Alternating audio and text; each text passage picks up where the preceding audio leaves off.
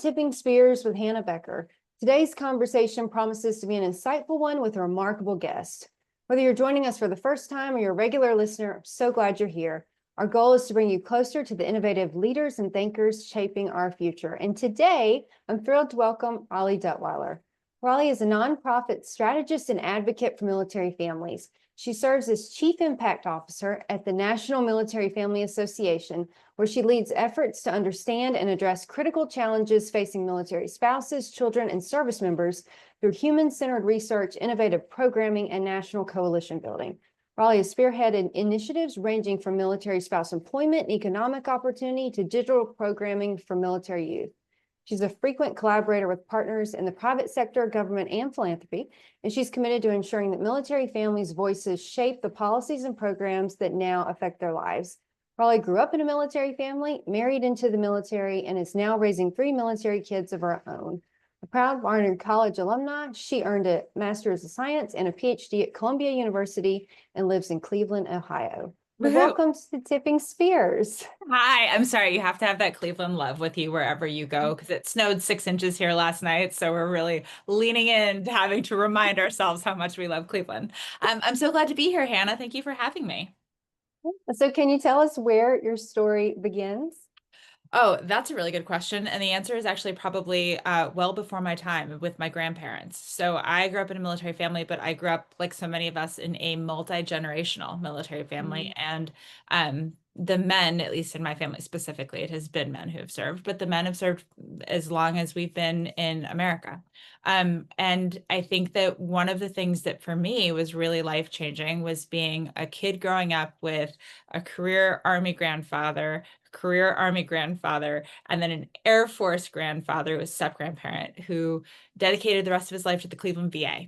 And so I had seen how service is something that stays with you and something that can define your life long after you've taken the uniform off. And when I was second grade, maybe 8, my grandfather, one of them who had served in the Army and had landed at Normandy, was injured, was sewn up and shipped back just in time to fight in the Battle of the Bulge, and who dedicated his whole life to making every part of the world he could better, from his family to every community and church he'd ever been in, showed up at our front door.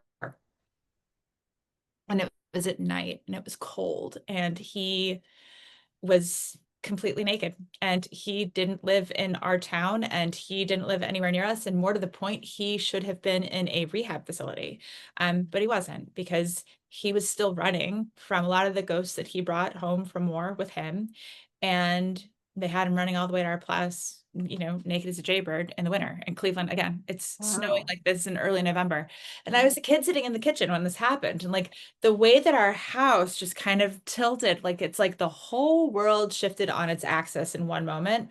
And that's when I understood that there were so many stories that I didn't know. And there was so much to the adult world, particularly the military world, that I only sort of got the glistening uniform version of and not the real side of things. That's actually what drove me into reporting. So before I became a military spouse and did the whole creative military spouse, let's hobble together a resume and a career thing, I was a reporter. And it was because I was so drawn into these stories of the people that I thought I knew and who I did know, right? But who had so many layers to themselves that the parts they were choosing to tell, were things that I was worried would get lost when they died. And on my step family side, we also have people who were lost in the Holocaust. And so there was this whole, my journey really started with this sort of wanting to bear witness to the service that I saw and the ramifications that it had. I mean, it was not lost on me that 3 of my grandparents fought in a war that is the only reason part of my family is even in America today, and alive today and able to carry on that tradition in their family and their family name. And I wanted to understand more of that. And I wanted to understand more of those stories. I never thought I would marry into the military, and everybody in my family can tell you that I probably said 10,000 times I would never marry into the military. I want nothing to do with this life. I'm good. I'm going to go live in New York City, which is what I did for 15 years. And this very handsome young Marine just kept knocking on my door on Friday nights. And I mean, this is like their shirt sleeves. Um, I was so easily drawn back into how familiar this life is. But mostly, it turns out that when you grow up in a family committed to service, it's really hard to make sense of the world that isn't. And Mhm. so I'd found time and again that I was dating people that I'm like, you're a wonderful person, but like, why aren't you serving our country? Talk to me about how you made the decision not to do that. And the idea that wasn't like an active decision other people were making, because for me it was like it was an active decision to not do that myself. I have lupus. I cannot go serve. Mhm. But I realized that there was a thing that I was missing, and the thing I was missing was military life and this whole community. So I came back into it, and I left my job in New York. I moved to Camp Lejeune with my then husband, Mhm. and I started working for military.com, where I was a reporter writing about military spouse unemployment, working on the Veteran Talent Index, which is another sort of employment piece. Mhm. And I stood up their social media channels. And then Bessa asked me to come to NMFA. Actually, that's a really good story too, but I've been talking at you nonstop. But that's sort of like my journey here started with the fact that this is the thing I knew, and I realized that I wanted to know so much more about it. Yeah, no, that's fascinating. I love how it's something that you couldn't shake. Really isn't. Be warned, moms. Like it's something that they can't shake. So I'd love to know more kind of how you got started in the nonprofit sector within MFA. How can you tell us kind of how that happened? Yes. Okay. So I'm going to ask you a question, and there's Mhm. no right answer to this question. I'm going to ask you a question that I didn't have the answer to. Hannah, who do you call when everything is broken with TRICARE and your health insurance just isn't working? Like, what do you do? Yeah, I had no one. And Right. that did Okay. happen. And that did Right. happen. Yeah. Right. And so you're like, you're on the phone, you're following the website, you're doing all that, and nothing is happening. Okay. So I was working for military.com, which is not a nonprofit organization like Mhm. NMFA. I had no intentions of being this soft-hearted because I have 3 kids and had every intention of building college funds for my children. Um, but then, so when my middle kid was born, again, I grew up in this, so I already knew about TRICARE. My Mhm. middle daughter was born. She was born really early, and she was very, very, very sick. And she was prescribed a prescription formula because her GI system had not developed. Like on the things that preemies are born with, some things develop, Mhm. some things don't. For my kid, it was her whole GI tract, and her body could not break down proteins. So she had to get this special prescription baby formula that was like broken down to the amino acids. And being a TRICARE user her whole life, I pulled out my phone literally in labor and delivery, and I'm pulling up the TRICARE formulary to go through the formulary because it's like, if there is a Coke and a Pepsi version of this medicine, Yeah. we got to go with whatever the TRICARE one is because there's not going to be any fighting about it later. And like, I know enough about babies to know that what we start her on is probably the same thing that we should be Mhm. keeping her on. Like, and so we used the TRICARE covered, fully covered, supposed to be not a Mhm. problem formula for a kid who could not digest anything, could not eat any other way, and TRICARE rejected the claim. Oh, And my doctor sent in, like, we're still sitting there, newborn baby, like, I have this yeah. 1 year old, a husband who's like in the Marines, a baby, like, this is like constant crazy life. And the doctor sent a note saying, surely this was an error. This kid literally can't survive Mm-hmm. without this. She can't have breast milk. She can't have any other formula. It's got to be this. Let us know. And TRICARE rejected it. And then a series of specialists sent more letters and appeals. And then the president of the hospital sent a letter and an appeal. And I'm on the phone with everybody I can find and calling my reps and calling my senators. I'm not even kidding. And Mm-hmm. TRICARE kept rejecting it. They were like, well, the baby should nurse for 8 weeks. The baby who can't tolerate my milk Mm-hmm. should nurse for 8 weeks. then move through like the, if you go buy formula at Target or Walmart, it's like the regular stuff is at the bottom, and then you move your way up to the stuff that's so expensive that it's locked down. That's because Yeah. your baby needs something that's more expensive. Work through all of those levels, all of it out of pocket. And after 8 additional weeks of that, you can come back to us. So my kid is going to be allergic to all of these things. Like she can have none of them. She couldn't have dairy, gluten, soy, corn. Like the list is insane. And also it's got to be broken down to the amino acid. There's just this one product. Can we get it approved? Well, TRICARE rejected it. My kid obviously had to eat. And I got married late for military spouse. I was 29, and I had, I've worked 7 years in the workforce, kind of nest egg. So I had $14,000 sitting in savings. And in the course of 8 weeks, we spent $14,000 on formula. Because it's a prescription formula, and my prescription kept getting denied, and there was nothing else my kid could eat. And I didn't know who to call.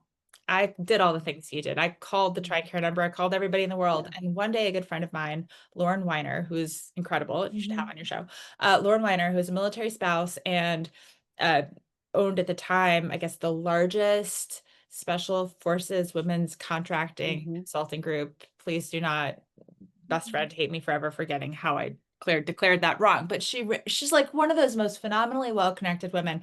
And she came over and she'd grabbed the baby because I hadn't showered in days. I had this screaming kids with GI systems that are not fully developed, or kids who scream all the time because their tummies hurt all the time. I had a toddler. I had a full-time job that I couldn't quit because somehow we had to pay for this formula, right? Like there's no math here that's working. And she's like, have you called this? Have you called that?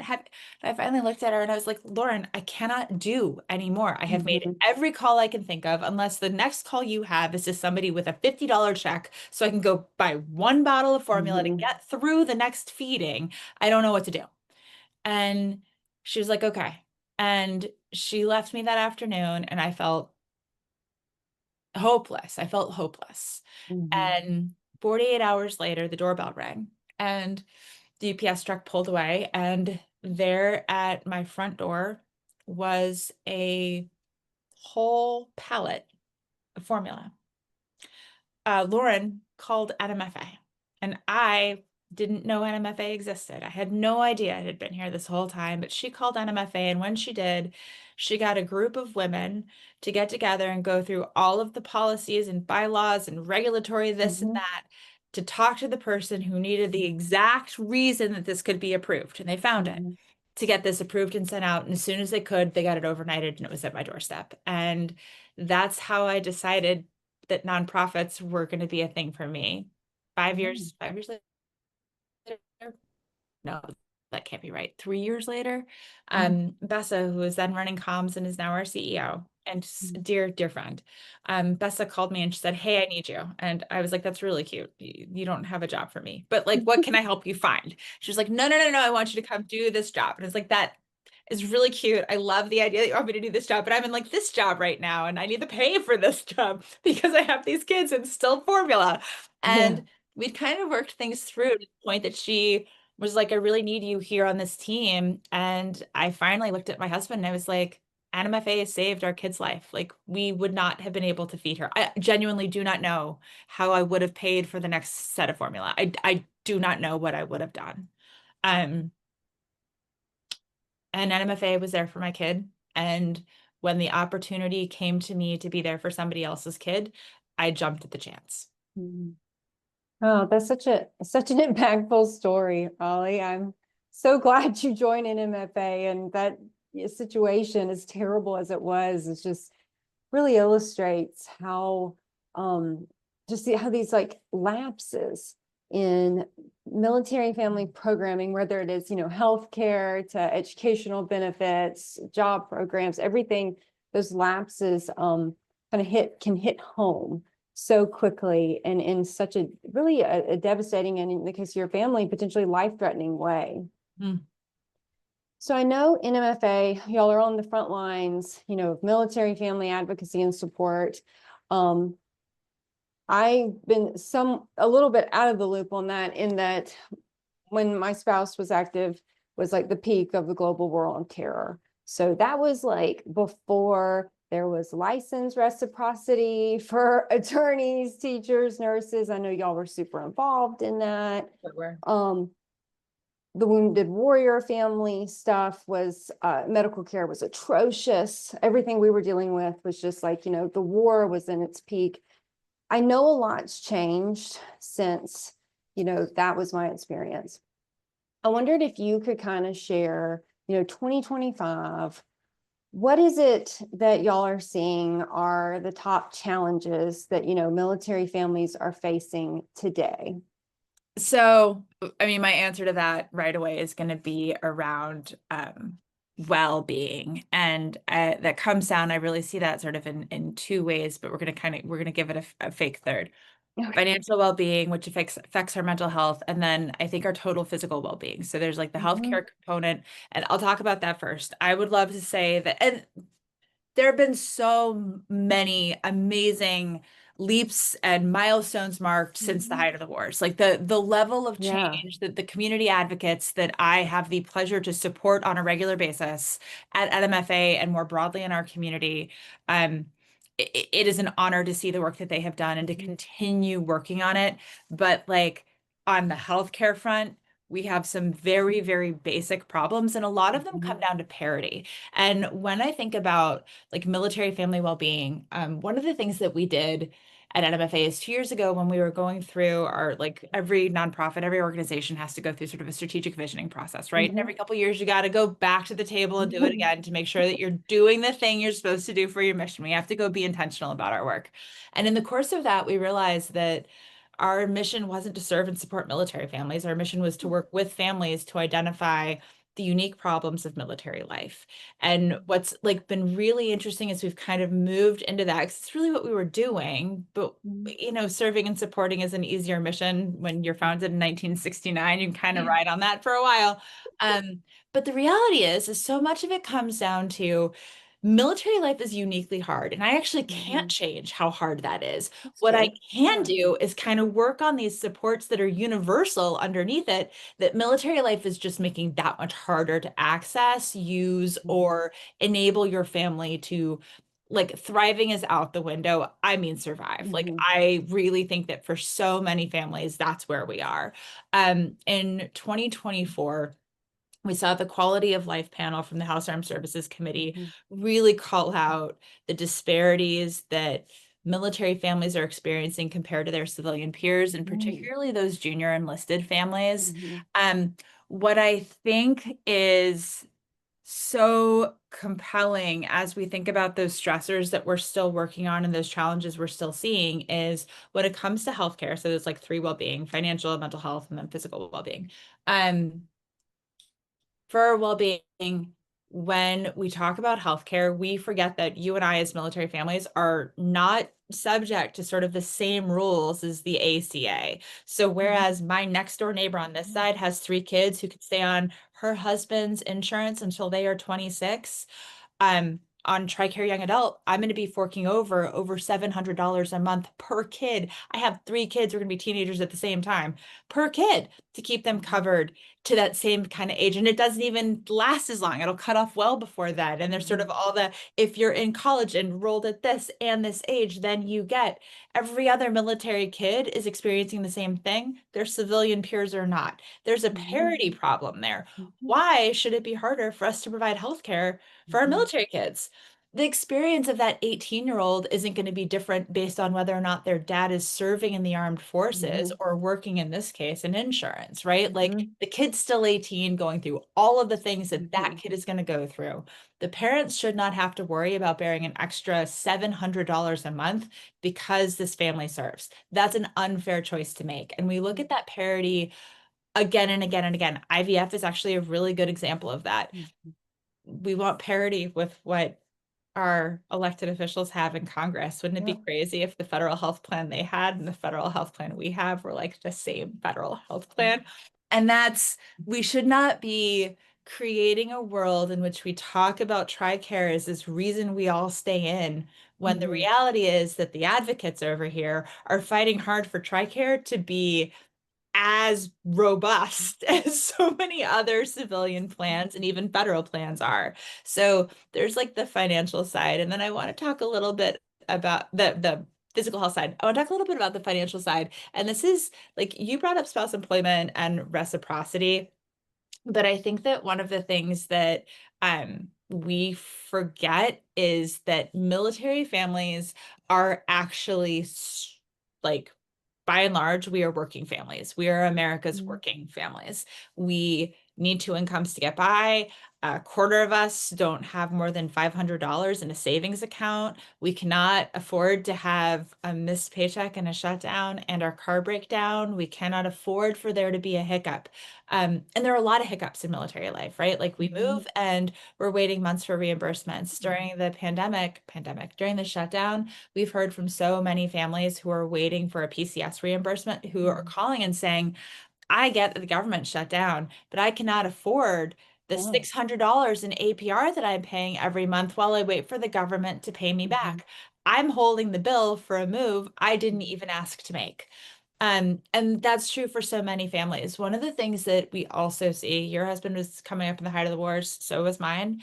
Back in 2004, military families were doing pretty well compared to civilian families in terms of gross household income. Yeah. And we were doing a little bit better than our friends from high school. We were doing a little bit better than our friends from college. We had combat pay and hazard pay and separation allowances. But it turns out that when you break all of those down, and it's 2025 or even 2021, which is a data point I always point to. In 2021, we weren't doing so well compared to our civilian families. In fact, military families were bringing in $14,000 less on average every year than their civilian peers. Wells Fargo has some really good economic data about this. But that's a significant amount of money. And when you look at like this shortfall in total household income, definitely part of that is like when you think about junior enlisted families who desperately needed a pay raise, there's this sort of the military pay component. I am not going to be able to change that. That's not what an MFA does, but military spouses by themselves averaged only $30,000 a year in 2021 in their total income compared to their civilian peers who averaged 60. So we were bringing in half of what our peers were. When you think about how that's going to cause a lag in that total household income, by the time we are back in community, we are coming stressed out financially. We are coming having navigated shutdowns where I'm so thrilled that money was found to pay our troops. We have heard from so many families who were like, my pay was wrong. My LES said one thing and my bank account said the other. And I called finance and no one's there. What am I supposed to do? We had one family that saw a $2,000 differential. They were supposed to get 2,400. They got 2,000 less than they were supposed to get. Like, I mean, the mom was like, I mean, I put gas in the car. What are we supposed to pick right now? And that's a decision that so many families are making. And I think that like when we talk about that, like the weight of military life, you're moving, we all know that we're not getting our moves fully reimbursed. MFAN has it at like we're out 3,000 per move. I think Booster Families had it out a little more. But the point of the matter is like depending on how far you move, depending on how many kids you're moving with, how many food allergies they have, how many pets you have, like all of the things that it takes to make your family get from point A to point B, you're bearing thousands out of pocket that you will never see back. And all of those add up. And when you have left one place where, say, it took months for you to get that PCS reimbursed from the last time. Longest it ever took our family was 18 months. That was a long time to bear that debt. And we were the ones that bore that debt. Say now you're stationed someplace like San Diego, where almost 60% of the families that applied to our Operation Purple Camp in San Diego this summer, almost 60% of them were below the HUD low income line for the zip code where they were stationed. I mean, like, I don't know how we make sense of that other than trying to provide families with the basics we know they need. And this is where it's like the unique problems of military life. But I'm now about to tell you about really universal problems that every American understands. Access to affordable childcare. High quality would be awesome, But like even just affordable childcare is sometimes the choice that I as a mom have had to make. Like, is it good? It'll be good enough, right? Like Good she's in enough. seventh grade, that's kind of good enough. But like that's where we are financially. And I think that when we see that play out, it's like, how do we pay for the healthcare? How do we pay for the prescriptions that aren't covered? How do we Mhm. pay for our 21-year-old to get health insurance this month? How do we do that while bearing this PCS that we're still waiting for a reimbursement for? And now we're in one of America's most expensive cities. We see that play out. And this is the thing about financial stress. Having a military spouse with a good job opportunity is a great way that we can help solve for that financial problem. Significantly fewer military spouses are participatory in the workforce Mhm. than their civilian peers for a lot of reasons that make a lot of sense. I think we've all done some time at home Mhm. because it was the thing Mhm. that made sense. Those are financial decisions, though. We are making financial decisions about why that made sense.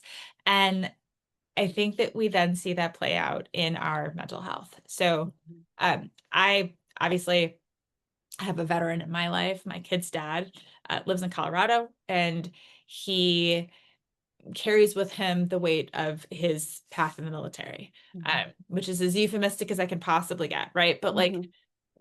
much like my grandfather did too, and showed up at our house drunk and coping with the Mhm. wounds of war that he was still running from 60 years later. Mhm. Um, the 365 days after transition are the most vulnerable time in Mhm. any veteran's life. And I mean, statistically, you're going to have hard times all the time, but that's this like really, really careful time. Did you know that 20% of the predictive factors of suicide are financial?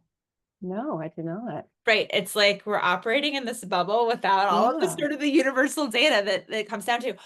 When I look at that family's financial experience, I'm like, well, yeah, that's going to be really hard Really? because they're walking in with so much financial stress, headed into a new life full of financial stress. And this is like one thing that we could isolate for. And that's where, like, Yeah. that military spouse job, we focus so much on the veterans transition and the Mhm. veterans job getting out. If we had a military spouse who looked at transition and was like, okay, I know we're getting out in 6 months. I need a Mhm. solid job in that town where we're going. And we had that built in already. We could stabilize for that family's income and transition. We could stabilize for 20% of the factors we know drive our families to the brink.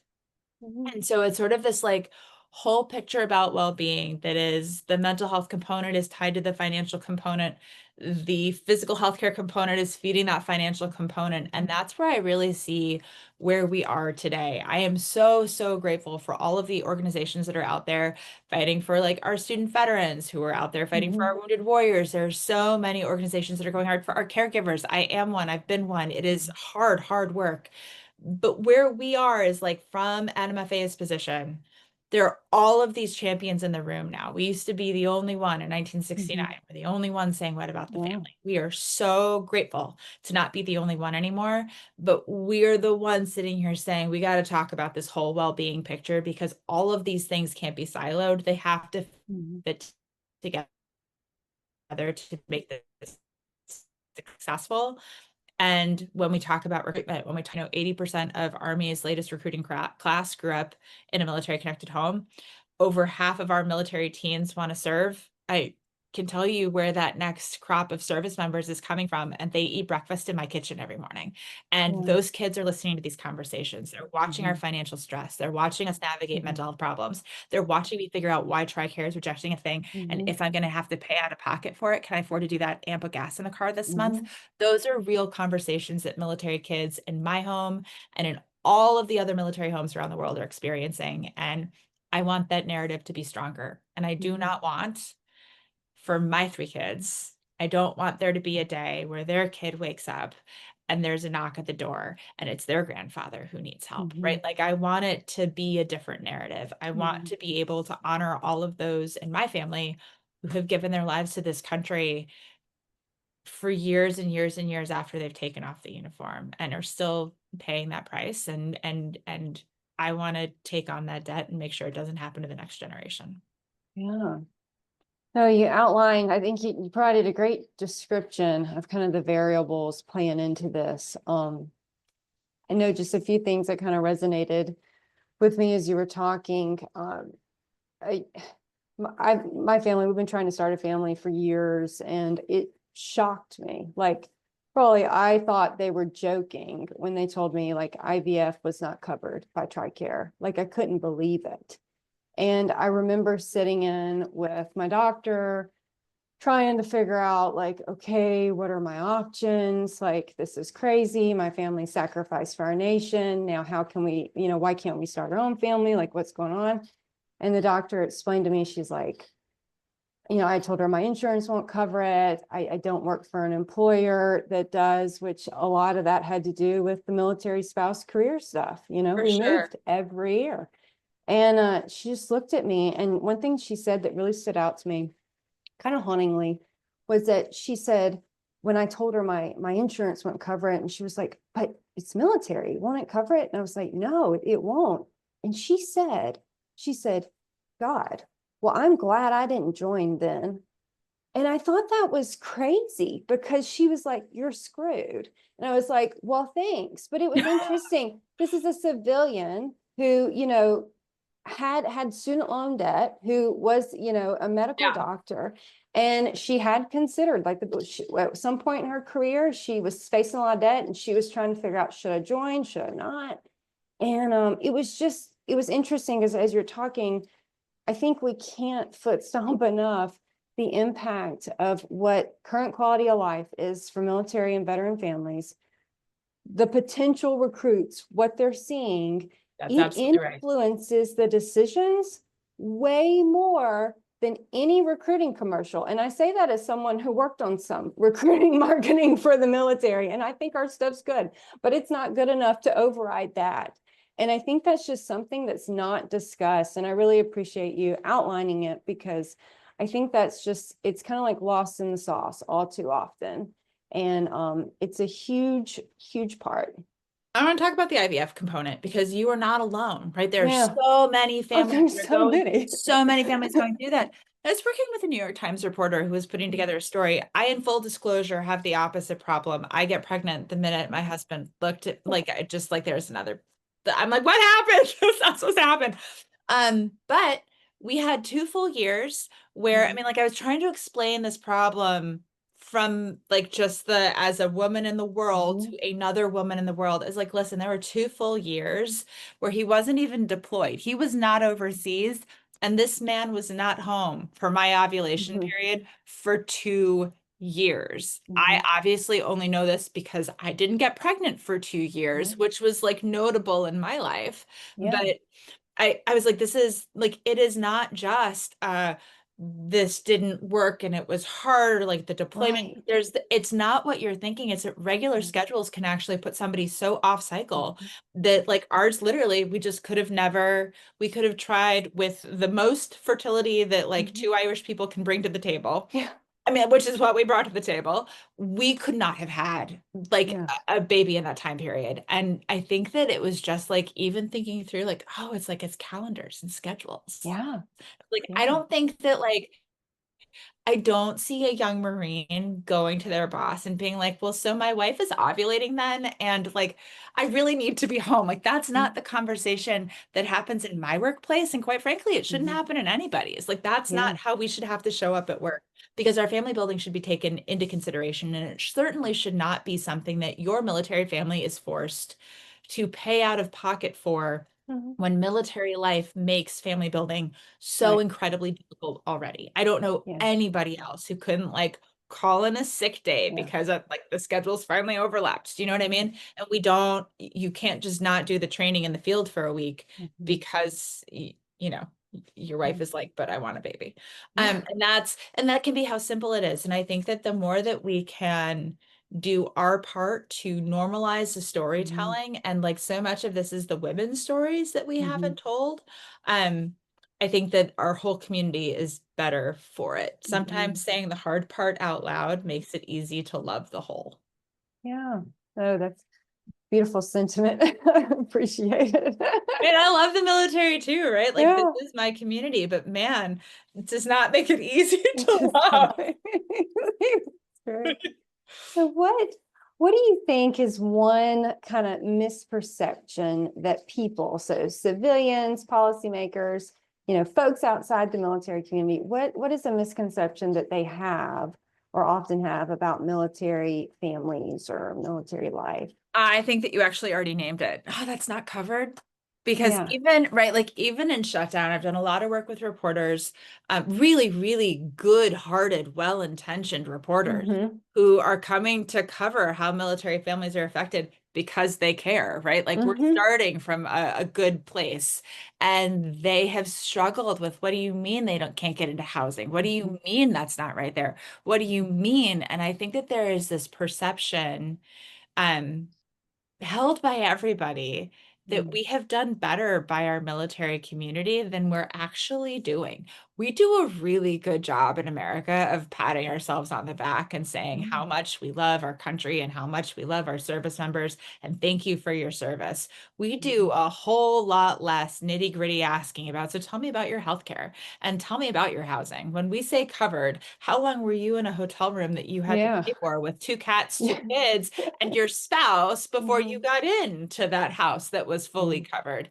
And I think that if we can break down a lot of the what I get versus what I Mhm. need, we'd be in a better position, not just with the community understanding who we are when we show up in their communities as service members, as reservists, as guardsmen, as families, also as veterans and veteran Mhm. families. I think that we'd be in a much better position internally, because I think we do show up and we're like, but we have so much and so much is given to us. And how is it that I'm struggling? How come I need to go to the food bank? How come I'm looking at WIC? How come I'm using Mhm. SNAP? I think that there are so many places where we have been told that we have everything we need, that then we experience that same disconnect and we're like, but I don't have everything I need, and my bank Mhm. account doesn't have everything it needs, and my utilities don't have everything they need. Mhm. Like there's a big problem with the like what we have and what it really takes to be able to make this life possible. And if we could do one thing to clarify that to the community, I think it actually starts with us being very honest with each other Mhm. about what we don't have and what we still Mhm. need, and being able to say out loud, like, that's the thing I need.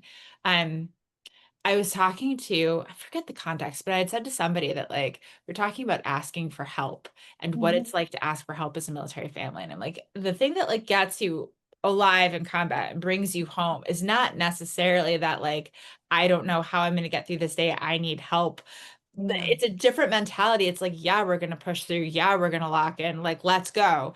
And I think that on the flip side, as families, we have got to do a much better job of being honest, at least with each other, about the places where we do not have it all, where we are not Mhm. getting it done, and being honest with our communities at home about that too, and telling our mom and our best friend and the people who can help kind of build that understanding, and at least in an organic way to begin with. Mhm. But I do think it's the misconception is that we have what we need. And I think that we see it out there and right here. Mhm. Yeah, no, you raise a great point. I think that it may kind of, as you're talking, I'm thinking about like examples of where there was kind of that gap. Folks assume, you've got everything covered. And then in reality, you're at home stressed out of your mind because, Right. formula's not covered or medical, Right. it's just, and for me, it always felt like such a disconnect. Here, when my spouse retired, we moved to a state that wasn't either of our hometowns, and that's Virginia. So we moved to Virginia, and one of the biggest reasons we moved to Virginia was they had veteran education benefits for children to go to public universities, and they've got a really good deal on that. And last year, that program came under the gun at the state level. They were looking at defunding it, and it's only children of severely, permanently, and total disabled veterans.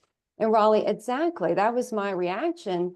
And I remember talking to folks in the community and at the state level about this, and they were like, yeah, but you wouldn't like really feel that, would you? And I was like, yeah, we would Yeah. really feel that. And they're like, oh no, but you're doing okay. Like you seem, and it was like, it doesn't matter. This is earned for, well, I mean, it does matter. It was earned. And then also, this is why we came to the state. And then also, you know, the disconnect there on like the benefits and kind of how this demographic was doing, it really showed a light to me with there's a disconnect here. And I guess, a lot of it is kind of what you were talking about is like, I realize I don't voice those like points of friction. When we just Yeah. suck it up and do it. I mean, we went through a 20-year war. We just suck it up and do it, Right. Lock in. But that's right. But then we come back to communities and we're like, but we have literally done this for 20 years and we desperately need your help. Yep. Yeah. Well, I really appreciate organizations like NMFA because I think it's so important that as a military community, we have organizations that will kind of break us out of that shell of Yeah. like, oh, just suck it up and deal with it. Just suck it up and deal with it, Right. to drive policy change. Because I truly believe without organizations like that, I don't know how many benefits we would have left. I'll just put it that way.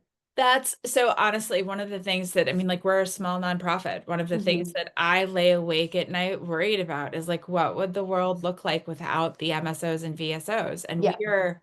I mean, there are some that are doing really, really well, and that's wonderful. You will find that like a lot of the advocacy work, which is really unsexy, like we do work that is not, Disney is not funding this. Please fund us, Disney. Like, hear this, and you're like, yes, we want to fund NMFA.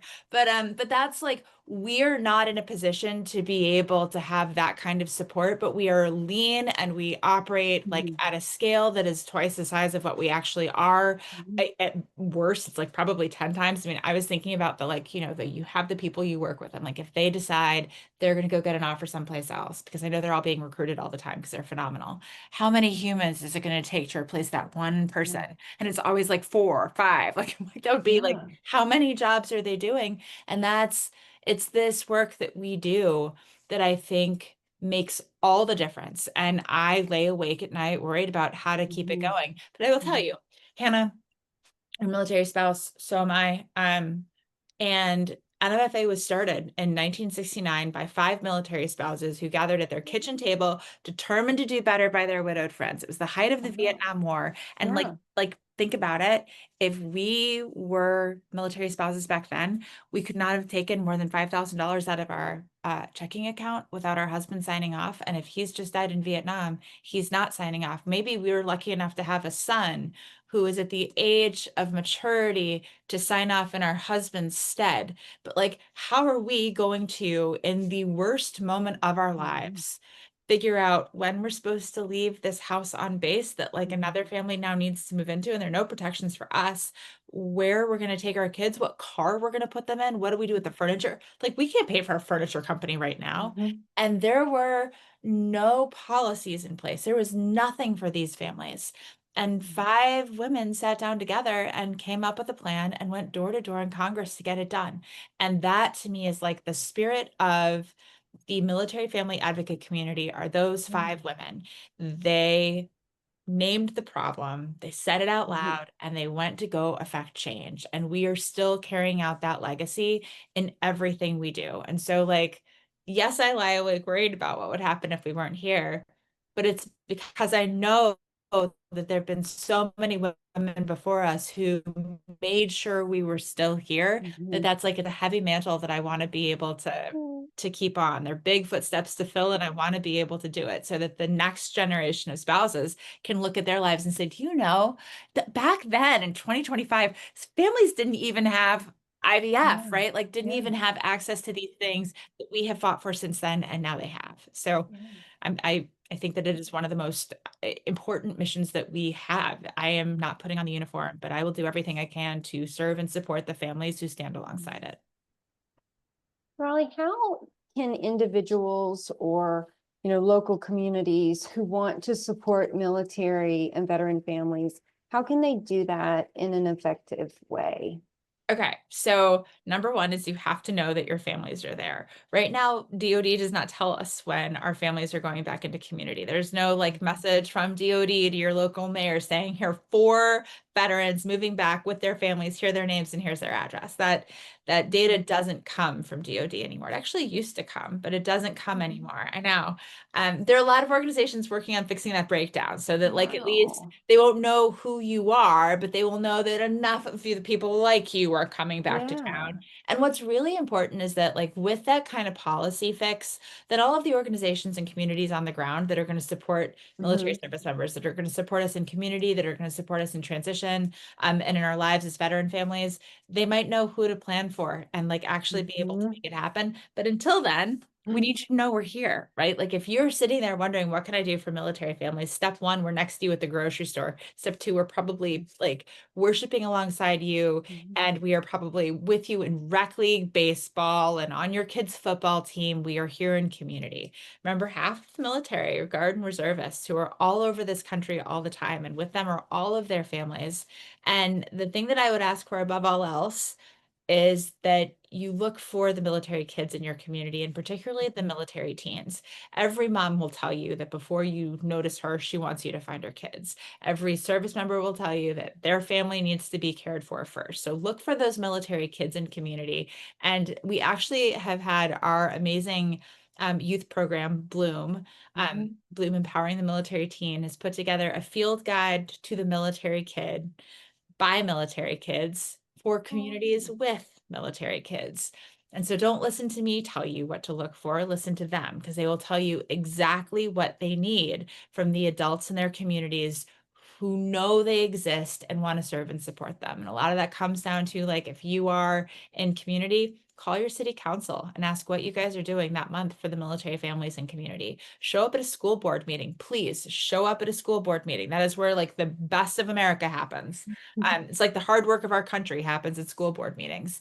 And get up there during the open conversation and say, I want to talk about how we serve our military and veteran kids. What is my community doing for these kids today? And bring a copy of our field guide for the military teen. Because while you don't know who the military kids are in the schools, the school does. And the Mhm. school probably is also looking for more ways to support them. And that's where letting the kids in their own voices say, these are the things I need vetted through us as adults with military family life counselors. Yes, these really are the things they need, and this is why, and this is what that can look like in your community. But that's where I would start is recognizing us and seeing us, and please focusing on our kids first, because they are the ones who need so much more support. We chose it. I mean, I chose to marry in, so did you, right? We did not know what we were getting into, but we're here nonetheless. Our kids just got pulled along with us, and finding them in community pulls you into that whole network of military spouses, military families, military connected parents who are also looking for community. We can all kind of be together, but we need you, good American out there trying to help us, to be the first person to look. So, can you tell us kind of what gives you hope for the future of our military community? I know there's like thousands of things that need to be improved. That's just you and me with the brainstorming, but like Okay, actually, I have kind of a weird one. It's a depressing but good hope point. Are you ready for this? Okay. I am sure you have heard it said 1,000 times that like veteran suicide crisis is real. It is. It's a huge crisis. It's Mhm. horrible. Mhm. Um, if you are listening and you need help, please call 988, press one. Like Veterans Crisis Line is there for you. We have to say that part out loud all the time. But what we fail to talk about when we talk about this crisis is we say that the number has stayed steady at VA for year after year after year. It's about 6,000 veterans every year. Here's what's amazing, Hannah. That's despite a 48% increase in civilian male suicide. We didn't see a spike. Our numbers held steady, which means that we figured something out because we didn't go up with community. We held steady. If you like go through the latest the latest, I'm going to get all of the acronyms wrong. The Suicide Prevention Office, the Mhm. VSPO, and the last report on suicide prevention from the VA, you'll see a couple things. One, you will see that our rates have held steady despite this massive increase in the civilian population suicide rate, which is phenomenal for us. I mean, the whole thing is a horror, right? But like, Mhm. we have figured out what to do. A lot of what we do that works is laid out there. And what I think is just amazing is, do you know where our veterans are the safest time and again? It's like threefold. It's at least threefold. It might be twofold. At the VA, they are less likely to die by suicide, exponentially less likely to die by suicide if they are getting care at their VA. Cultural competency works. Mhm. Our VAs are centers of excellence. This is the place that has figured out how to handle suicide. It has created the gold standard. We need more of it. We need more of what they are doing. Mhm. That's my hope. I will say that this is also a great opportunity to grow, because what is missing from that conversation is the conversation around access to firearms and lethal means prevention. And um, politics aside, every town for gun safety has actually done a wonderful thing where they've worked with veterans to come up with a really good veteran plan. And I'm going to give you the most simplified version of it, but it goes like this. Hannah, we're going to pretend we're veterans and say you're in trouble. Here's what I'm going to say to you. Hey, you know how when we lived like at Camp Lejeune, we couldn't have weapons on base and you got on base housing and my family didn't. So we like held your weapon for a couple months while you were in your base housing and it wasn't a problem. And we'll figure out all the way to do that legally with the state we're currently in. Mhm. Until you're like in with a therapist and you're feeling a little bit better and like less blue, why don't I just take your gun for you? I'll just hold it again. You trusted me with it last time. Trust me with it again. And I could say this 3, 4, 5 times to different friends. And then when I am in crisis, guess what I'm going to remember? Hey, Anna, remember that time that I held that gun for you? Can you just like take this until I am in a little bit better place? And I think that for the first time, like I hear more voices talking about lethal means prevention in a way that is meaningful. And I mean, firearms are the #1 killer of veterans and suicide. It is 100% a thing that we have to talk about. I really care about the veterans in my lives. I care about their lives. I care about them. I love them. I want them here. In their darker moments, I want to make sure that we have built in some standards for their safety. And I realize that this is like the weirdest hope note to go out on, but man, I'm telling you, I look at the people gathered working these issues. I look at the way that we are having harder conversations than we've had before. And Mhm. people are so committed to making sure that we solve this crisis. And I believe in it. And I am really proud to be a part of this community in this time because of the magic we are making right now in terms of having the hard conversations and being willing to look at things differently. I want to thank you so much, Raleigh, for coming on and sharing your insights, your experiences. I know your contributions to our community have impacted so many, and I really appreciate hearing the stories and the journey that kind of led you here, and appreciate the ongoing work you do within MFA.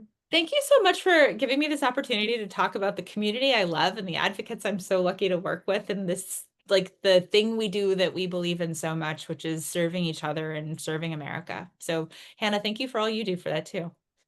And to our listeners, thank you for tuning in to this episode of Tipping Spears. We hope this conversation has sparked new ideas and challenged the way you think. Don't forget to subscribe to the podcast, and we'll catch you next time with another exciting guest.